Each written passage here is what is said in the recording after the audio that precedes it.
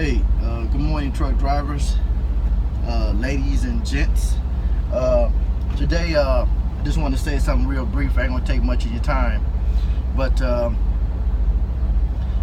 at a delivery out here in Oakwood, Georgia, PFG, waiting to get unloaded on time.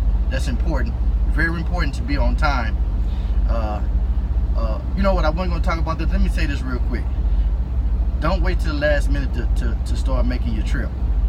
You understand? Get there early as you can. Sometimes hours are not good enough. Sometimes you need to get there a day early if you have it. Sometimes we think that well, I ain't got to be there till Monday. Today Friday. You know, I leave out Monday morning. I get there right on time. Don't do it. Don't do it, especially when you're dealing with a state such as Georgia. You know, anywhere around Ringgold or Atlanta. You know, and I'm out of St. Louis, so it's heavy like that down there too, but not like here.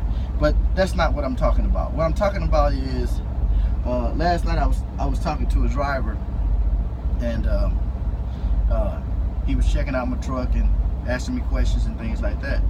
And yeah, you know, I'm gonna get me a truck, and man, I can't wait, and you know, this, that, and the other. And I know the feeling, man. It's, you know, that's nothing like your own.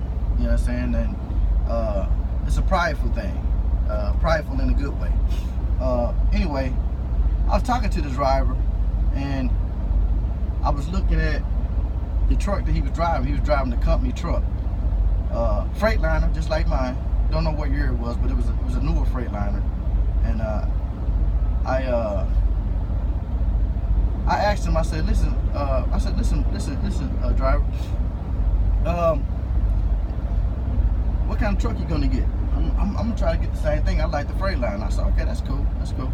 I said, so the truck that you're driving right now, are you slip seating, or is it your own truck? Is that your normal truck? You know, you're the only one that runs that truck. Oh yeah, it's just mine. Okay. I said, didn't say nothing about his truck, but I noticed it was pretty dirty, and the windows were pretty messed up, and so and that can happen. You know what I'm saying? You can get your truck cleaned up, like, I mean, today, and an hour later after you get clean, it'll be right back dirty. That can happen. But you know, you can tell when somebody tries to keep the truck clean and when they try to as best they can. Here's the thing. This is my point. If you're not slip seating, and sometimes even if you are, you should keep that company truck clean. I'm gonna tell you why. Because if you have principle, morals, aptitude, if you are a woman or a man of God, and you are believing God for something, you know, in your life, and I'm not trying to throw God on you, I'm just telling you where my perspective. God is watching to see what you're doing with the little bit that you have. You understand?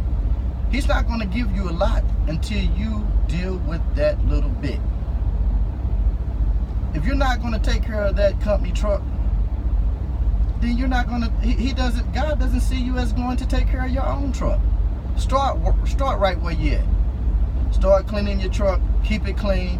If you are slip seating, talk with the other driver and let them know, hey man, you know, I'm on a mission, or a woman, I'm on a mission to keep this truck clean, and I need your help.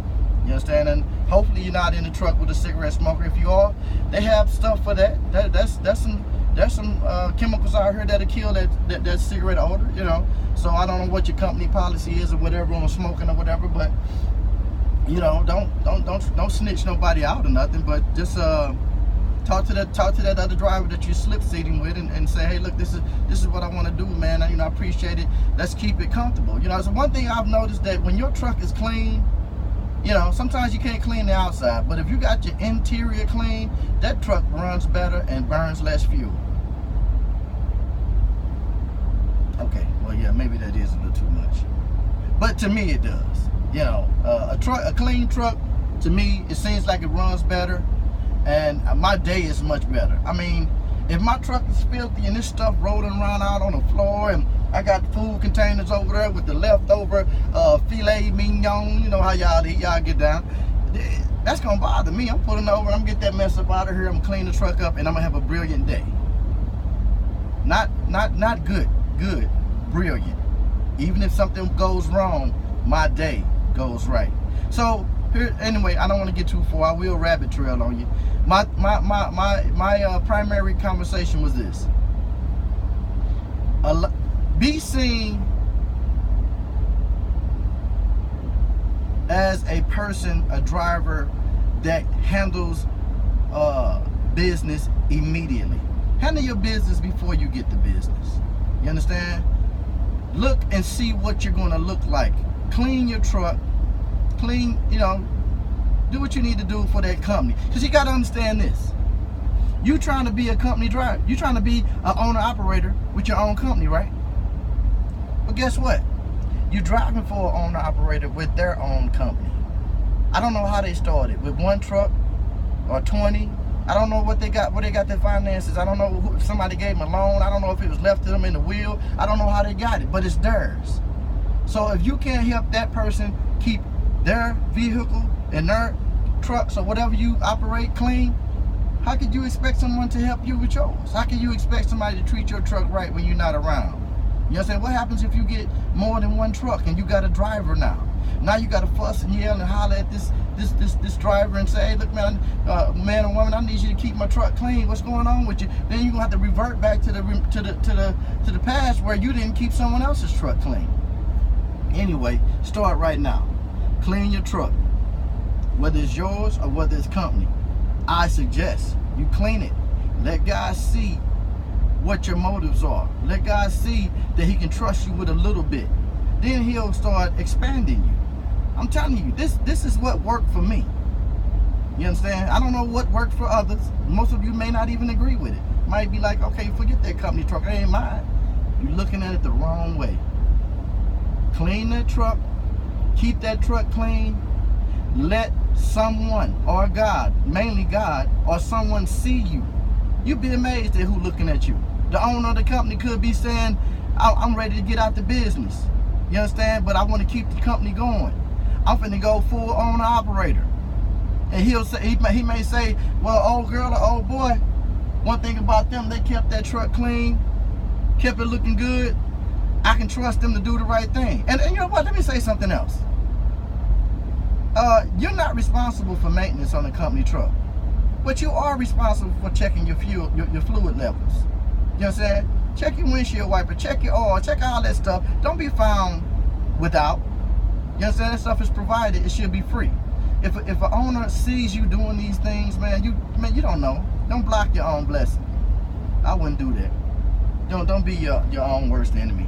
But be found in good standing, and preferably be found like that for God. Especially if you guys are out here praying.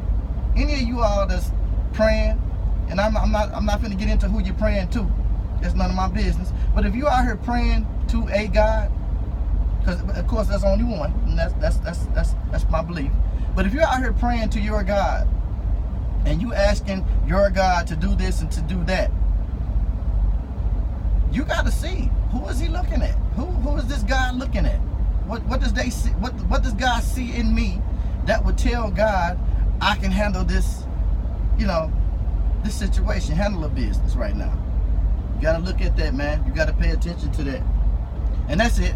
This went longer than I wanted it to. And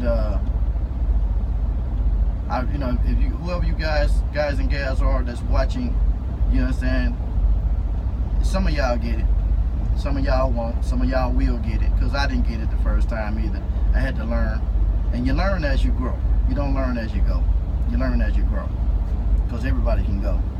That's it for me. King David. Holla at you.